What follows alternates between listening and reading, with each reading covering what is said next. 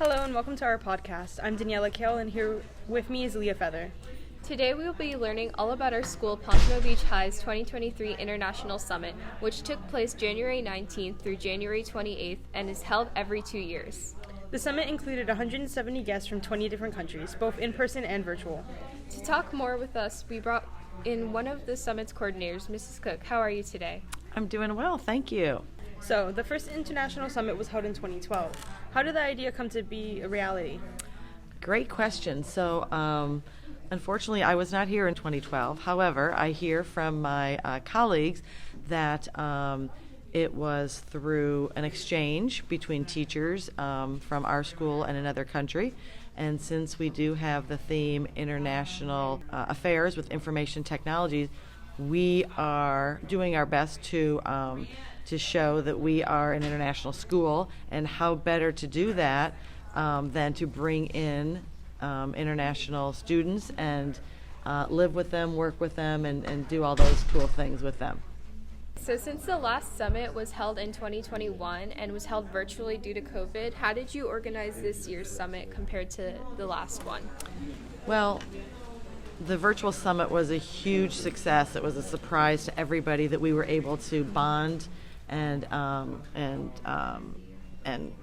communicate and really get to know students from other countries around the world. So that was such a huge success, and many countries, 5 countries, could not come here in person due to visa issues. Mm-hmm. So it was Ms. Samaru's wonderful idea that we would continue with the virtual section of the International Summit and include those countries as well, which is a huge feat, but we did it, and truly it was successful. One of the coolest things that happened just by accident was that we had to use classrooms when we were doing the summit for virtual.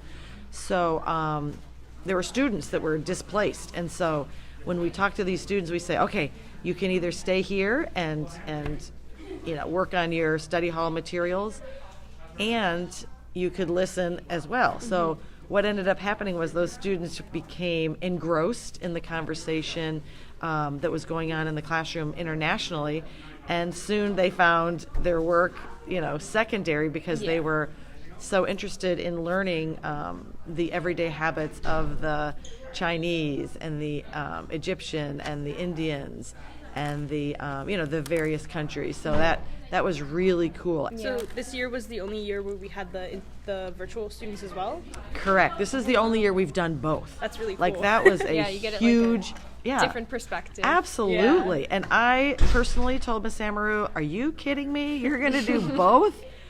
What, are you a workaholic, or are you just crazy? And she said, we can do this. We've got this. And I said, God bless you. But it worked. It worked, and it benefited. More students were able to benefit. So she was right.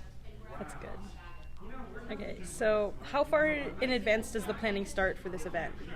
A year in advance, actually. We are meeting already. We've met once, and we keep trying to meet a second time with regard to our follow-up and debriefing, like what happened, what was great, what went wrong. We've surveyed a lot of people to ask them what was the best part, what was really good, and then what could be improved upon. So all good stuff going on. And now we are aware that more fundraising has to happen. In the past, China has given us a lot of money, and that money is no longer there. So we're starting with a deficit, so we need to really start to think about how we can raise funds for this incredible event. What does the funding mainly go to, like the food or?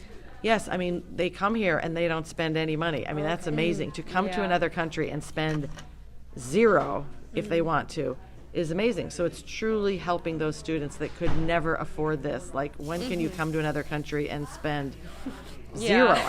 Your plane ticket, we asked them to buy their plane ticket, obviously, and this year we did ask them to give a fee. But we feed them for every meal. We entertain them. I don't know about you, but when people come to visit me, I don't take them to see an alligator fight a human at the holiday park, a boat ride in the Everglades. Maybe I'll take them to Sawgrass Mills if they're lucky. A Miami Heat game, Super Blue Miami. I mean, it's amazing. The South Florida Fair. Yeah. My people are lucky to go to one of those places, let alone like 6 places, and they do it for free. I mean, it's amazing to go to an NBA game for free. It's amazing. So there are a lot of costs built into it, and we do get a lot of things donated. Jersey Mike's donated subs for everybody one day. I believe PDQ maybe. So we do get a lot of some things donated, but we're just so thankful, and it takes a lot of work because fundraising is not easy. And since there's so many students and teachers from like many different schools, where do they stay during their time here? Right, so that's another really cool thing. Like if we were to put them up in hotels, then that would be one experience. They would learn what's in a hotel in America. But there is nothing more personal and real than staying in the home of somebody else.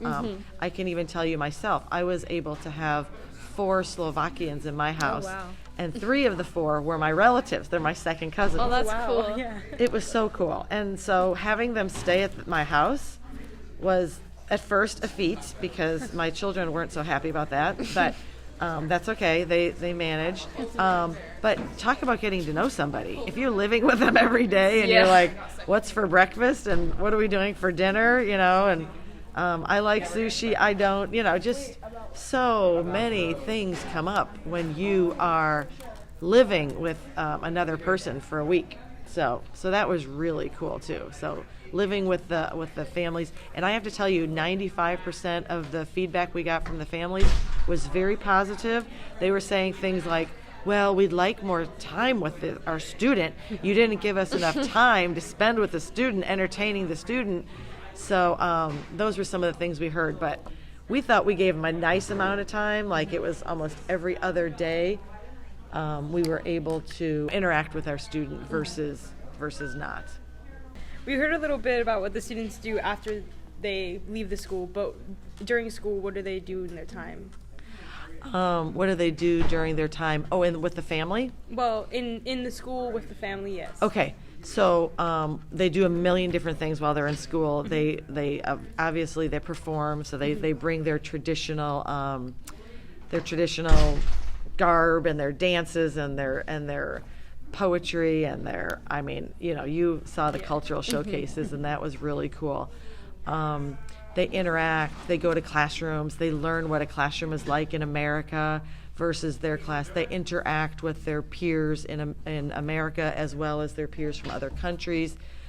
They chat about those similarities and differences, and a lot of them say how lucky we are and we don't even realize it, right? And then when they're at home, those families are able to pretty much do whatever they want with them. Many of them took them on boat rides down the intercoastal and out to the ocean.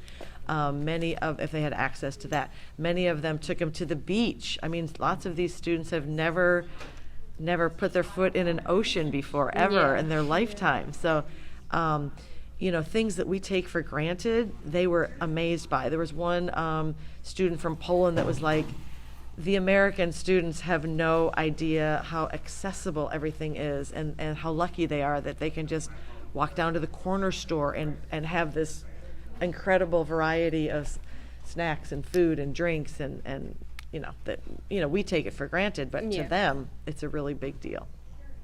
And since this is such an anticipated event, like how is it important to our community? I would say that in the entire world, we don't know of any other school that does this. We think we are the only ones in the entire world that do this, bring in this amount of students. So it's such a big deal, and it's so underreported and underrepresented. It's unbelievable that, here we are, the only people in the entire world that do something, and everybody's not, wanting to get a piece of this and learning more about this. So it's phenomenal. So, yes. Well, thank you so much for speaking with us about this event. We're both very happy to have experienced the summit and what it has to offer. We hope that every person is able to have an experience like this because it's once in a lifetime. Yes, thank you, girls. This was Thank really you. fun. Thank you. Good job.